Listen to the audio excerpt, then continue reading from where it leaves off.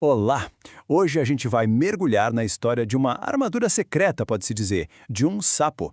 E olha, ela pode ser a chave para um dos maiores desafios da medicina moderna. Parece filme, né? Mas é ciência pura. Para começar, vamos pensar numa coisa que está ficando cada vez mais real, infelizmente. Imagina só.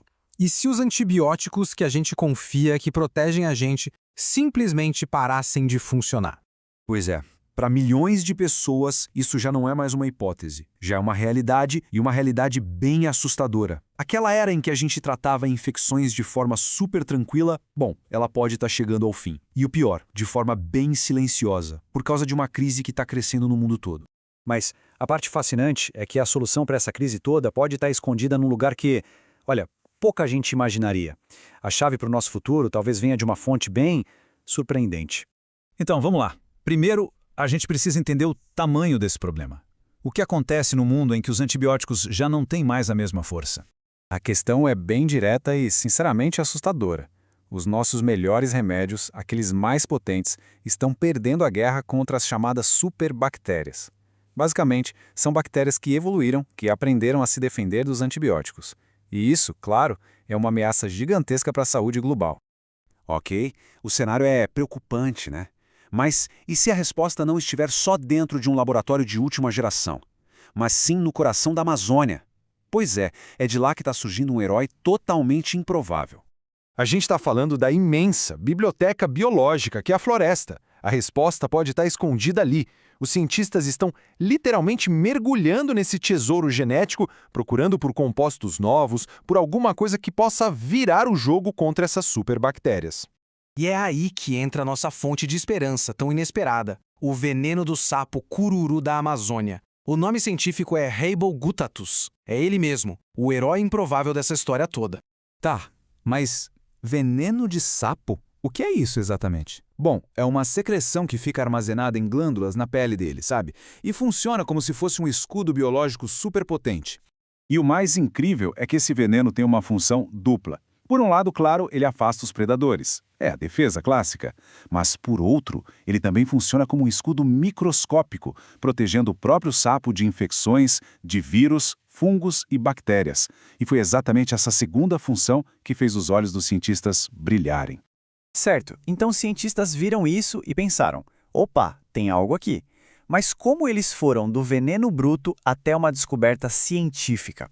Como é que se decifra esse código? Olha, essa descoberta foi um trabalho de time, e um time de peso aqui do Brasil.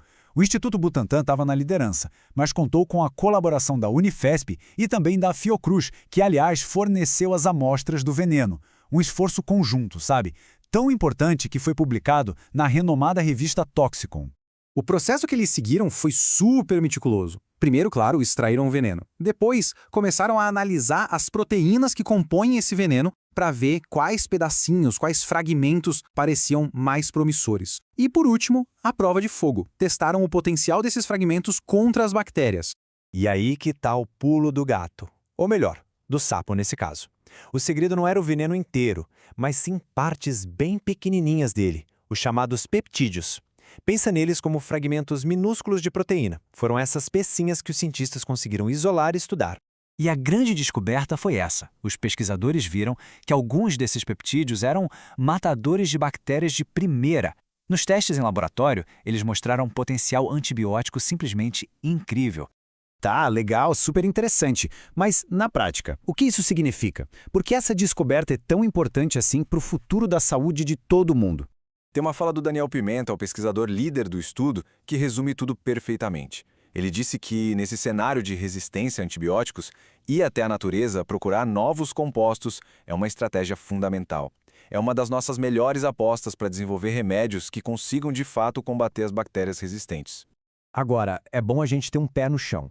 É importante lembrar que essa é uma descoberta ainda em estágio inicial, tá? Não é que amanhã vai ter um remédio novo na farmácia. Pensa nisso como o primeiro passo. Um passo muito promissor, mas de uma jornada que ainda é bem longa. Então, no fim das contas, a principal lição é essa conexão profunda entre a saúde do nosso planeta e a nossa própria saúde. A natureza é basicamente uma farmácia viva, gigante e ainda pouco explorada. Proteger a biodiversidade não é só uma questão ambiental, é proteger o nosso próprio futuro. É garantir que a gente possa ter mais descobertas incríveis como essa. E tudo isso deixa uma pergunta no ar, não é? Se um sapo na Amazônia guarda um segredo tão poderoso assim, imagina só que outras curas, que outras soluções ainda estão por aí, esperando para serem descobertas na natureza. É um lembrete tanto de que o mundo natural ainda tem muito, muito mesmo para nos ensinar.